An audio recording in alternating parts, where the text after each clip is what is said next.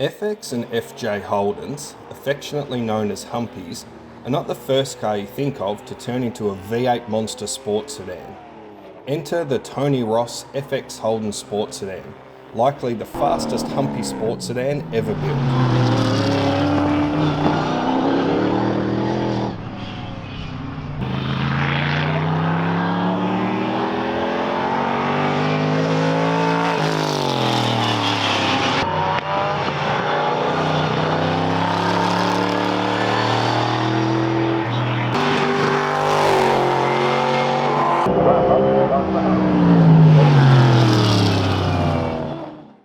The car was built in the mid-1970s by South Australian Dave Ferrell and initially featured a 289 Ford Windsor. However, by 1979, Ferrell replaced the Ford with a 5-litre Chev out of Gil Cameron's McLaren M10B Formula 5000. Enter Tony Ross, Holden and fast car enthusiast. I bought it off a guy called Dave Ferrell, and he bought John McCormack's Ansett Charger, and he ripped the Chev out and put it in John McCormack's Charger. I lost my licence, I put the motor out my road car, which was a pretty hot 350 Chev, into this, didn't need a driver's licence, went motor racing.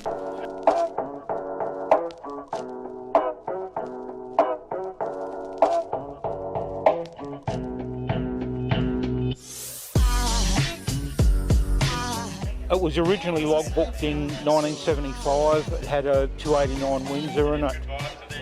It was all steel, the motor sat under the bonnet, then they put a Chev in it, and then I put a bigger Chev in it, raced it for a year, wanted to go a lot quicker, and turned it into a space frame car.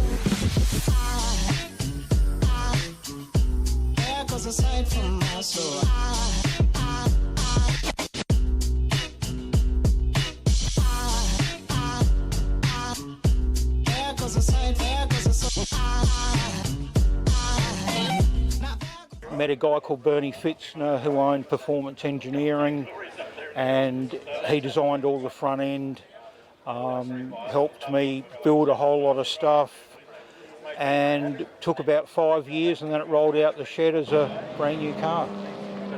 There was a company called Develco Engineering, and they built about 8 sports sedans, and they all had this front end in them. Some of them had transaxles. The Develco front suspension was basically a kit that comprised of a front crossmember designed to have inboard coilover shocks, modified HQ Holden stub axles, unequal length top and bottom wishbones that could be built to suit the front track of the donor car, and a modified Austin 1800 steering rack. When Bernie Fitzner built the Develco cars, he had built a spare front crossmember that was never used and had been sitting in the workshop for several years as a spare. Bernie gave Tony the front crossmember, some drawings, and said, "Here you go, you've got some work to do," and laughed. Develco Engineering built a car for John McCormack, Clem Smith's Charger, Mick Monterosso's Escort, Tony Parkinson's Commodore, Dave Jarrett's Camaro, and they were all basically the same car with, depending on the width of the car and the wheelbase, they were a little bit different. Peter Finch's car, which is a Monaro, was the first one, and that had a Muncie in it and a Chev. Mine's very similar to that, but my wheelbase is a lot shorter, so we had to shorten the gearbox, and that was some very creative engineering by Bernie at the time, and it meant we could build the car. Bernie manufactured a custom-built 31 spline output shaft 3 inches longer than the top-loaded gearbox case. A new shortened extension housing was made from 3/8 thick steel plate with a 2-inch bush to support the new input shaft, with Hardy Spicer 1350 series universal joints in the tail shaft.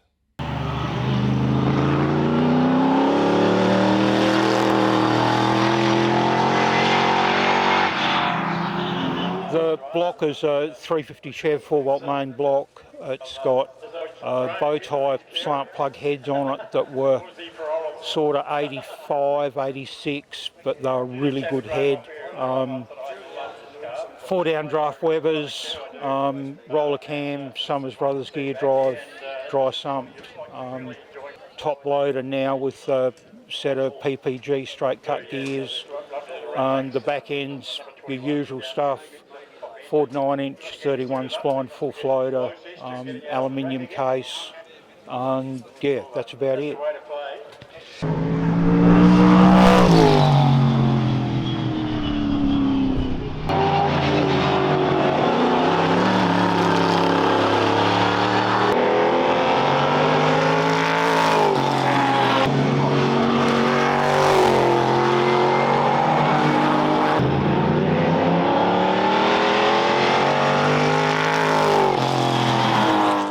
We were just a bunch of guys in a shed, and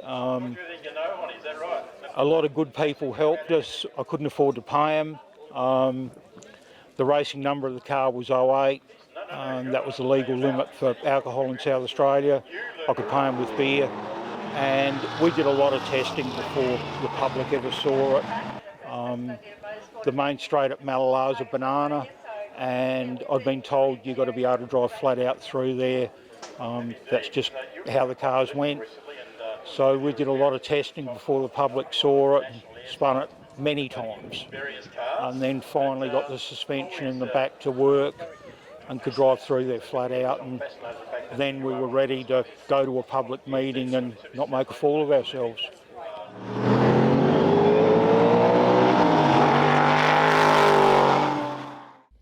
The FX suffered from an approximate 40% DNF record due to constantly breaking second gear in the top loader.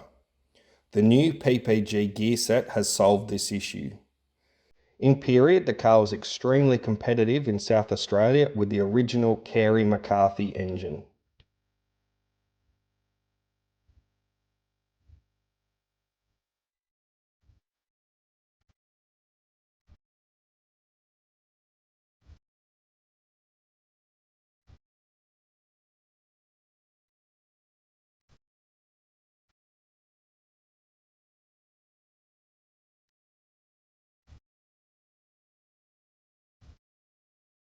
A memorable race for South Australian sports sedan fans was a night race at Adelaide International Raceway.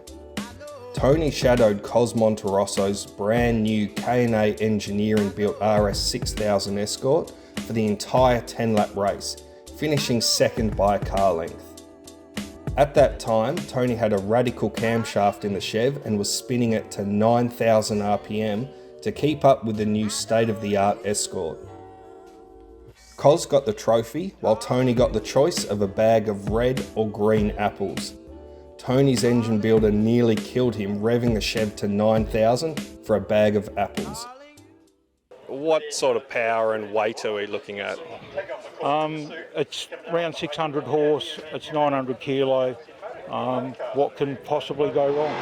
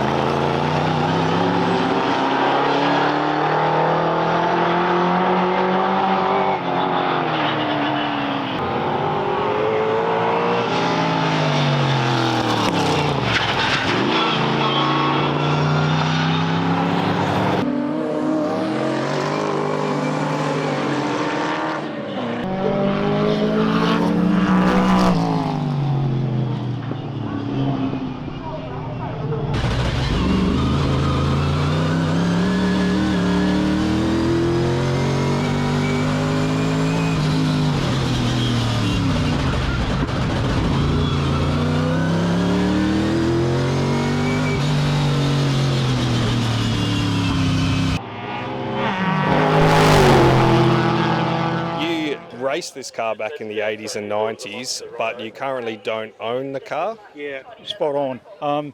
I raced it from 86 to 93. I had a disagreement with cams. I got parked for nearly 30 years. In 1990, sports sedans from all over Australia were invited to compete at the Adelaide Grand Prix as a support category. Even though Tony won the 1989 CAMS Sports Sedan Driver of the Year and was the 1989 champion of Adelaide International Raceway, CAMS did not invite him to compete as they believed the FX promoted the wrong image for sports sedans. This was due to CAMS' insistence at the time that sports sedan bodies not be too much older than the current available road cars. After sitting out 1990 and 1991, Tony brought the FX out for a round at Mallala in 1992.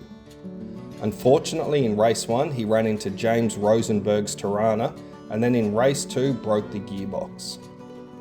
The gearbox was repaired, and in September that year he again competed at Mallala, where he won the Dennis Dix Memorial.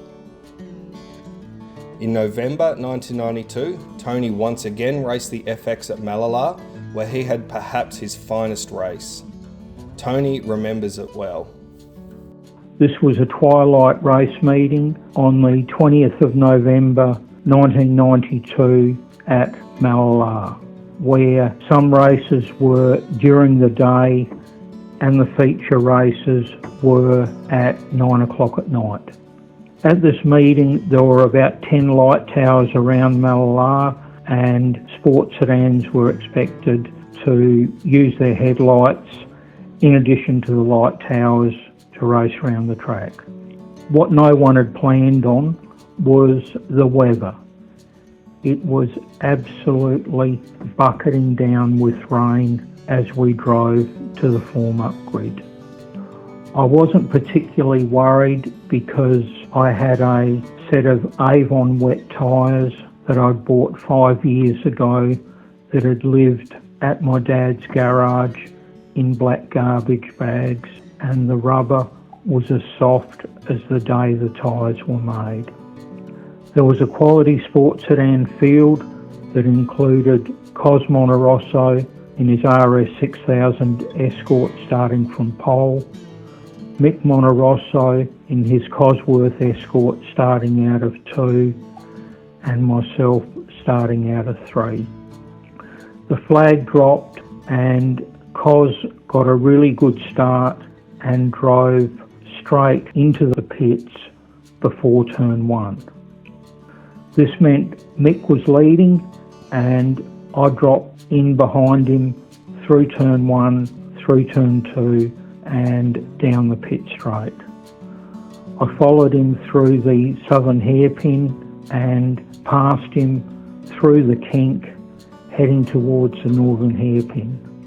Mick is a master at dive bombing under brakes, and I moved as far as I could to the right hand side of the track to prevent him from being able to dive bomb me. I led the first lap, and all that went through my head is 9 more laps to go, with Mick having 9 more laps to dive bomb me. What I didn't realise was that after 1 lap, Mick pulled into the pits. Effectively, I was racing myself for the next 9 laps, and I kept going quicker and quicker, and I was still conscious that Mick was probably just sitting right behind me, waiting for me to make a mistake and dive bomb me under brakes. After 5 laps, I was lapping cars and still looking in my mirrors, trying to see if Mick was going to dive bomb me at any corner. 5 more laps went by and I won the feature race, and on my wind down lap I pulled up at every flag marshal point, gave the flaggies a thumbs up and did a burnout. That was my way of saying thanks to the flaggies who stood out in that rain and hail and did their job so that we could race. When I got back to the pits, I was greeted by my crew who were just laughing. I got out of the car and said to them, "What's so funny?" They said, "Mick pulled in after one lap. We were watching you and betting which lap and which corner you were going to crash on, because you just kept going quicker and quicker and we were sure you were going to come off." At the end of a race meeting at Malala, it's traditional for the drivers and officials to go to the hangar for the presentations. And I was presented with a large pewter mug from North Terrace Tyres for winning that feature race. It was probably the drive of my life, and I was willing to drink a beer with any flaggy, any competitor. It was a very long night. Eventually it was time to leave. I got in the Monaro, trailer was on the back with the FX, and I drove from Malala to Salisbury, and that's just what you did. I still have the pewter mug, I still drink out of it, and every time I look at the mug, I smile. Tony brought the FX out for one last time on the 11th of September 1993 at Malala.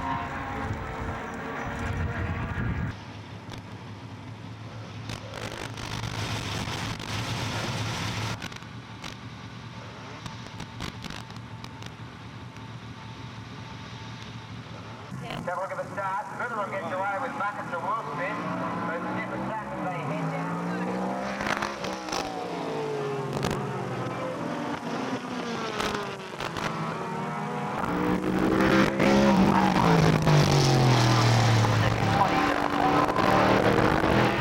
Tony Ross still out in front. I really think that one's for you. Tony Ross still out late leader.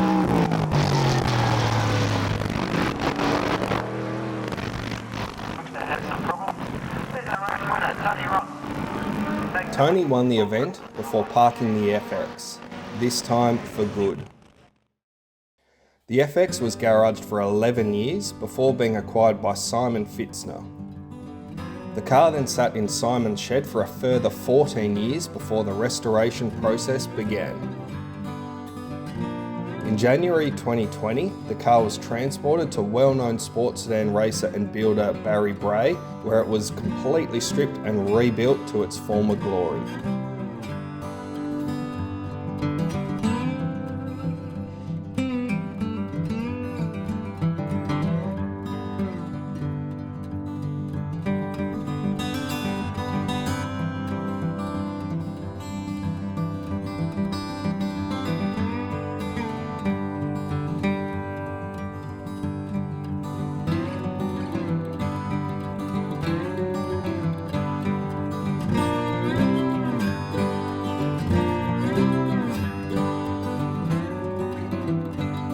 The car was finished at 6 p.m. on the 19th of April 2023.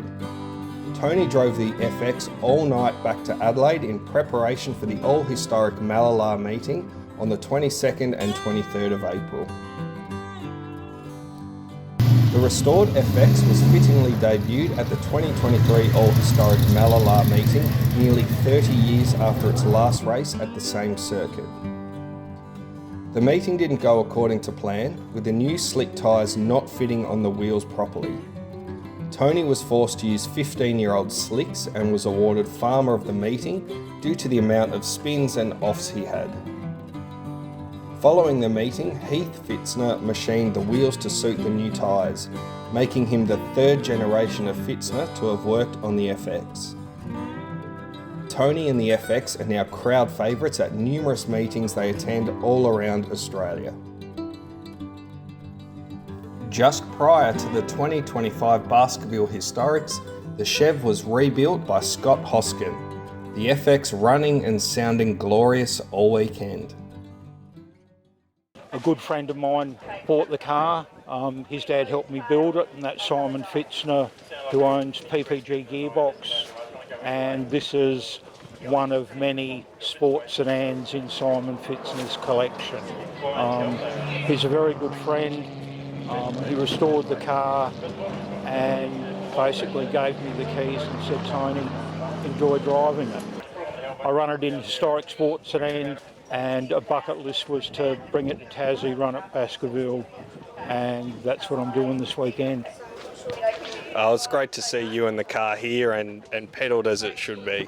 Thank you, Tony. Thanks very much.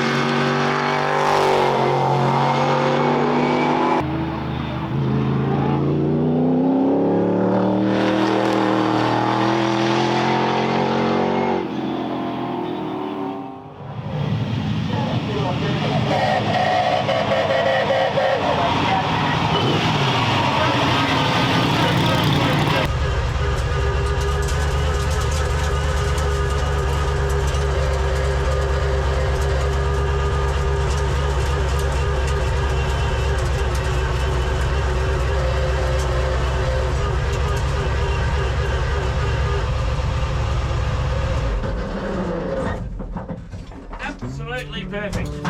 Hell yeah! Oh man, that was cool.